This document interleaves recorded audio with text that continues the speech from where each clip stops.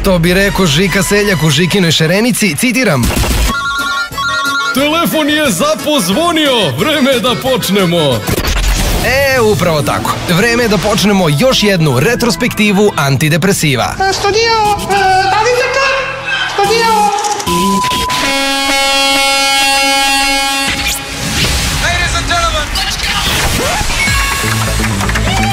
Na samom početku izjava koja je po mnogima obeležila nedelju iza nas. Rada Đurić, ozbiljno ili ne, citiram: a svim katolicima koji danas slave Božić, želim srećan Uskrs. Pa dobro, to se zovu dve muve jednim udarcem. Menjamo kanal. Televizija Pink je u jutarnjem programu ugostila mlade matematičare Srbije, a Jovana Janković pokušala je da uđe u priču. Citiram: svaka čast, tako mladi, a znate sve. Ja pravo da ti kažem, jedino čega se sećam, to je Pitagora, hipotenuze i nastranih kateta. Nastranih? Da si nam ti predavala, Bog da nas vidi. Ne znam koliko ste pratili politička dešavanja u Makedoniji, ali narod se prilično pobunio. Kao i u svakoj pobuni, prisutni su i ljudi kojima nije baš najjasnije zašto su tu. Primer je jedna protestantkinja koja je izgovorila da ova vlada mora da ode odmah jer je perfektna. Sve to nas je malo podsjetilo i na našu ministarku zdravlja, Slavicu Đukić Dejanović, koja je pohvalila našu vladu. Citiram: molim vas za malo pažnje.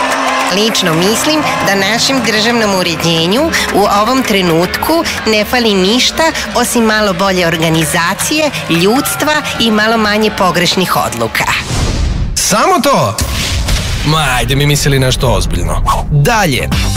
Ove nedelje dame su i tekako dominirale, a dao Bog, mnogo ih imamo. I ovakve i onakve. Ipak zvaćemo ih dame, a kako se kao takva deklarisala Jelena Karleuša kada su je suočili sa Sekom Aleksić. Citiram: Mislim, trebalo bi da se trudimo da budemo neke dame, jebe mu mater. Bar da se trudimo da budemo neke dame, jebe mu mater. Jebe mu mater. Ako si joj rekla. Da ne dodajemo mi to ništa. Idemo mi na našu rubriku Vesti pod nazivom: ma koga ovo bre zanima? Vesti koje su obeležile 7 dana iza nas. Na samom početku jedna tužna vest. Pevačica Milena Ćeranić napušta Srbiju.